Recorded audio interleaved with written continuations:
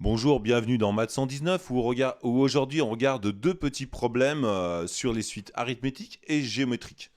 Donc on a ici l'exemple d'une entreprise qui a investi en 2010 la somme de 5000 euros dans un projet. Puis chaque année, elle va investir 3000 euros.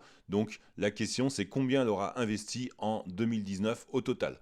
Donc c'est un exemple évidemment très simple mais qui illustre l'exemple de l'utilisation des suites arithmétiques. Donc on a U0 ici, c'est la somme initiale qui est de 5000 euros d'investi. U0 égale 5000 en 2010. En 2011, eh bien, on a déjà investi 5000 euros, mais on rajoute encore 3000 euros. Donc on aura investi en tout 8000 euros. Et ça, c'est U1, c'est pour 2011. Vous voyez ici, j'ai entouré le 1, c'est pour faire la correspondance entre le rang du terme et l'année. Ce que je vous invite en général à faire. Parce qu'il y a énormément de problèmes où on met en relation des suites avec des années. U2, eh bien, c'est U1 plus à nouveau 3000, donc c'est finalement 5000 plus 2 fois 3000. Et ça, c'est 2012. Pour 2013, ça sera U3 plus 3 fois 3000, parce qu'on rajoute encore une fois 3000. Et vous voyez qu'il y a une correspondance entre le 3 de 2013, le rang du terme, et ici, le fait qu'on a rajouté 3 fois 3000 euros.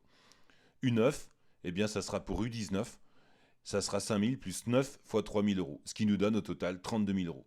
Voilà, cet exercice est surtout là pour vous montrer l'importance de mettre en relation le rang du terme UN et l'année correspondante. Parce que souvent, on ne sait plus trop où on en est à ce niveau-là. Maintenant, un deuxième exemple, celui d'une suite géométrique où on a une chaîne YouTube avec un nombre d'abonnés qui double tous les jours. Donc, initialement, le premier jour, supposons on a 10 abonnés. Combien on aura d'abonnés après 30 jours? Alors, vous allez voir évidemment à quel point grandit rapidement une suite géométrique, à quel point c'est fulgurant. Et donc, tout phénomène qui suit une suite géométrique, eh bien, il faut s'en méfier, on va dire comme le lait sur le feu, parce que ça croît extrêmement vite. Alors ici, on a U0 égale 10 le premier jour. Le deuxième jour, U1, eh bien, c'est le double du nombre d'abonnés le premier jour, 10 fois 2. Le jour suivant, eh bien, on double encore ce nombre, donc ça sera 10 fois 2 et encore fois 2, donc ça fera 10 fois 2 au carré.